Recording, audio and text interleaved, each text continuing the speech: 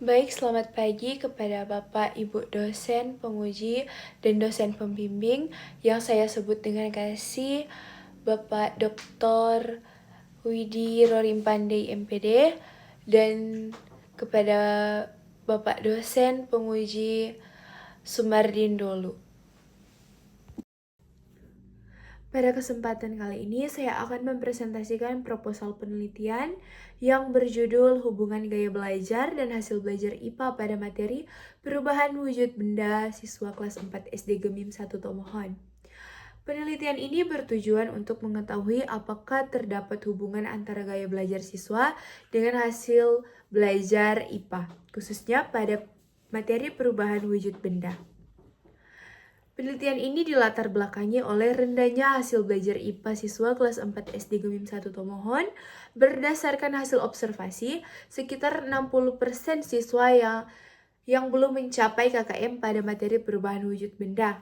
Selain itu, proses pembelajaran masih didominasikan metode ceramah yang lebih banyak mengakomodasi siswa dengan gaya belajar auditorial.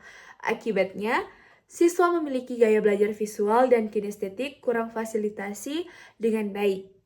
Padahal, siswa memiliki karakteristik belajar yang berbeda. Menurut Slameto, gaya belajar merupakan salah satu faktor internal yang memengaruhi keberhasilan belajar.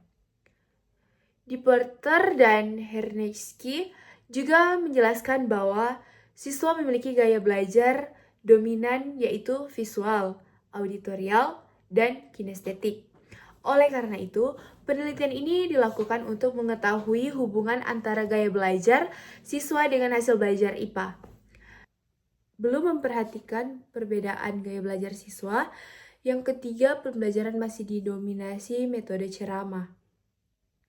Dan yang keempat, belum tersedia data mengenai gaya belajar siswa.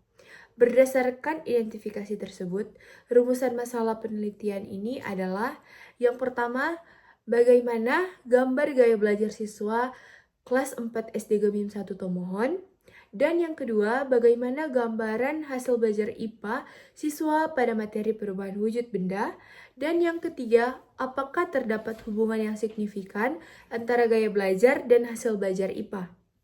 Tujuan penelitian ini adalah mendeskripsikan gaya belajar siswa kelas 4 SD Gemim 1 Tomohon.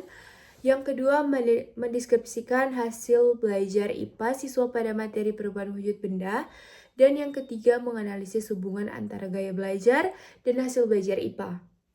Adapun manfaat penelitian ini bagi siswa membantu mengenali gaya belajar masing-masing, bagi guru menjadi dasar dalam memilih strategi pembelajaran yang sesuai, bagi sekolah sebagai bahan pertimbangan dalam meningkatkan kualitas pembelajaran, bagi peneliti membawa wawasan dan pengalaman dalam penelitian kuantitatif. Landasan teori gaya belajar menggunakan variabel X. Variabel pertama dalam penelitian ini adalah gaya belajar siswa. Penelitian ini menggunakan teori VAK dari De Porter dan Hernetsky yang membagi gaya belajar menjadi 3 jenis, yaitu yang pertama ada visual, auditorial, dan kinestetik.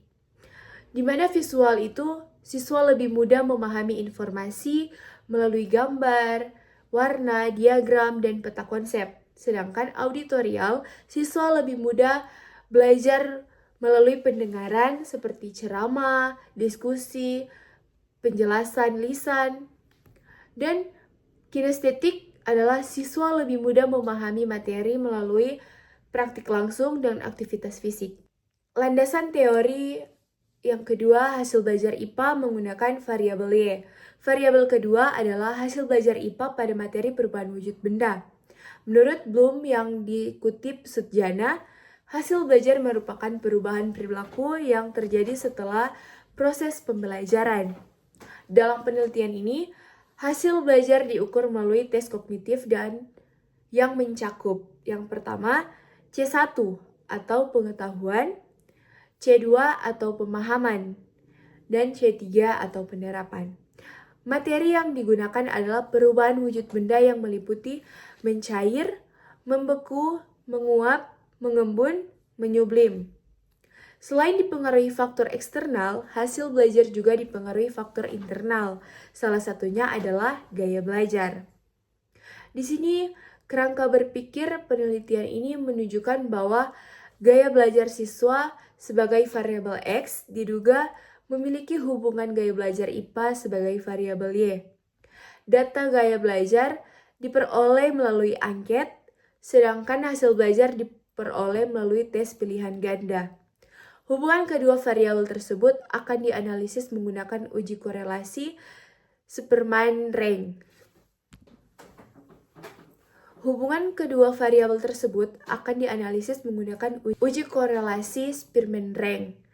Hipotesis penelitian adalah H0, yaitu tidak terdapat hubungan yang signifikan antara gaya belajar dan hasil belajar IPA. Dan H1 yaitu terdapat hubungan yang signifikan antara gaya belajar dan hasil belajar IPA. Hipotesis diterima apabila nilai signifikansi lebih kecil dari 0,05.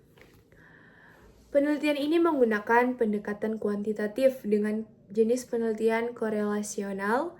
Desain penelitian yang digunakan adalah one directional correctional design, yaitu untuk mengetahui hubungan antara variabel X dan variabel Y.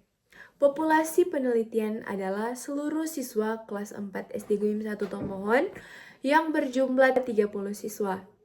Karena jumlah populasi relatif kecil, maka seluruh populasi dijadikan sampel atau menggunakan teknik total sampling. Dalam penelitian ini terdapat dua instrumen.